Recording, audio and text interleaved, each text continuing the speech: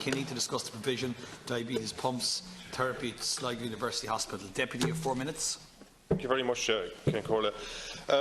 Minister, this is, I suppose, about the 5th or 6th time I've raised this issue. It's in relation to people with type 1 diabetes in the North West. There's 31 patients who would benefit from having the pump fitted, which is the automatic pump for treatment. The problem is that they can't get the pump fitted, although those pumps are actually on the shelf, sitting there waiting for them, because they haven't got either the diabetic or the specialist nursing staff to train them in how to use them. Now, this has gone on for 6 months. I've raised this on numerous occasions. I've spoken to the manager of the hospital.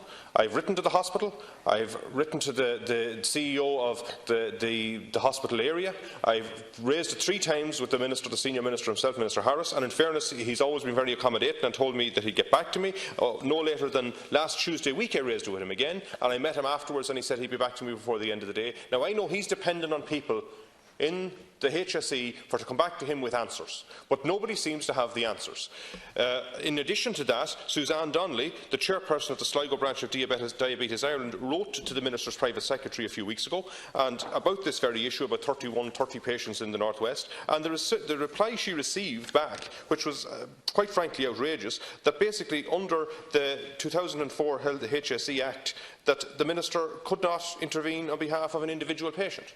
When her letter was not about an individual patient, her letter was about a service which is denied to people in the North West, and it has been continually denied. Now, I don't know who in the HSE is so incompetent, or what idiot out there is not doing their job. But, Minister, the only time that your ministry and the Department of Health and the HSE will gain any credibility with the public is when people like that are sacked and they lose their job, and they have to go to the Labour Court and explain why they are so goddamn incompetent that they think that their job is to block people from getting a service.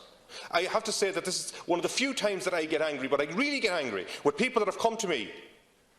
Genuine people who need to get this service and are waiting and waiting and waiting and being fogged off all the time and told that the hospital has applied to get a nurse to do that service. The nurse that was providing that service in the hospital in Sligo was seconded to another part of the hospital.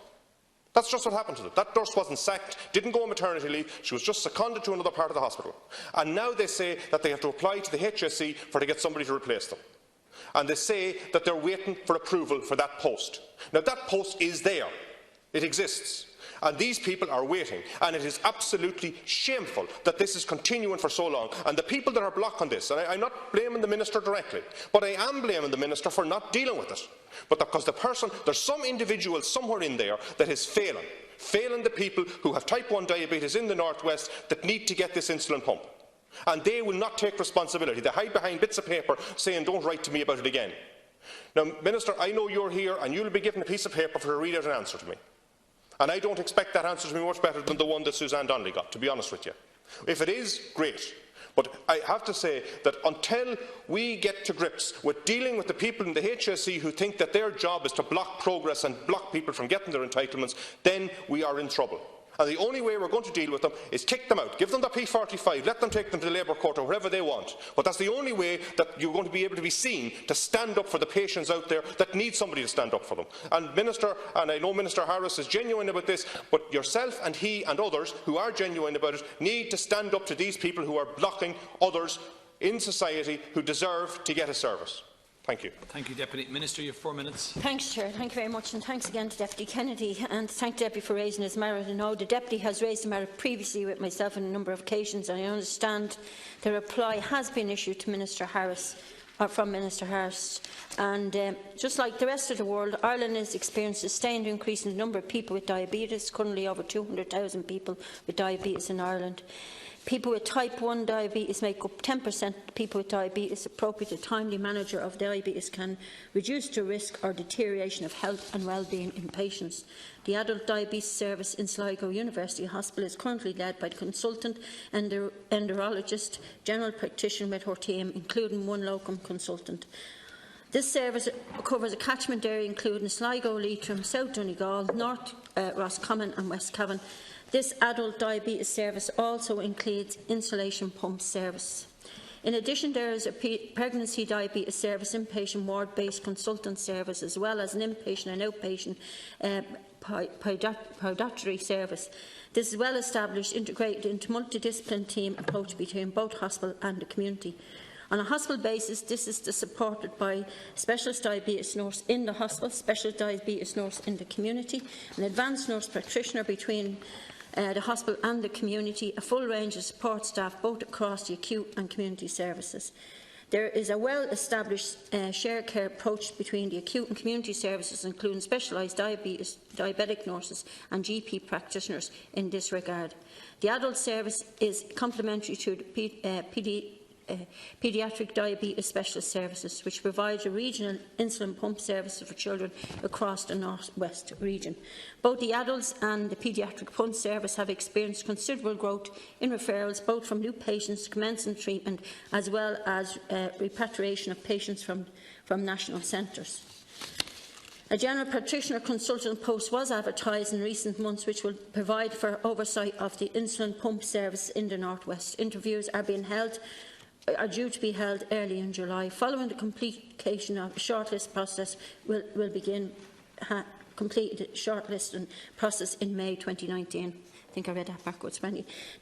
This will ensure that all practitioners' patients will be commenced their pump treatment at Sligo Hospital for patients from Sligo and Donegal. The development of the diabetes unit at Sligo University Hospital is proceeding to stage 3, with the tender process now underway following of a letter received in April 2019. It is expected that the building will commence in the third quarter of 2019, subject to funding approval for construction. The funding of all projects is subject to the availability of capital funding and progress of other priorities.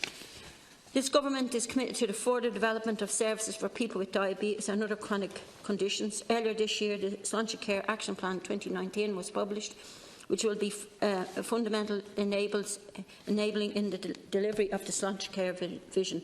Under Sláinte Care, integrated care programmes for people living with chronic conditions will also be implemented, as well as a plan to expand capacity in GP and community nursing to manage chronic diseases. As part of this action plan, a total of 4 workshops were held, including one on diabetes.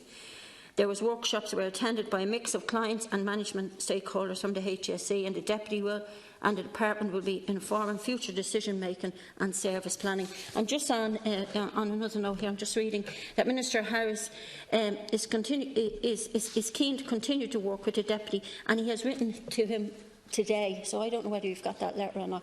So, and I've taken note of the other things, but I'll come back in when the Deputy is finished.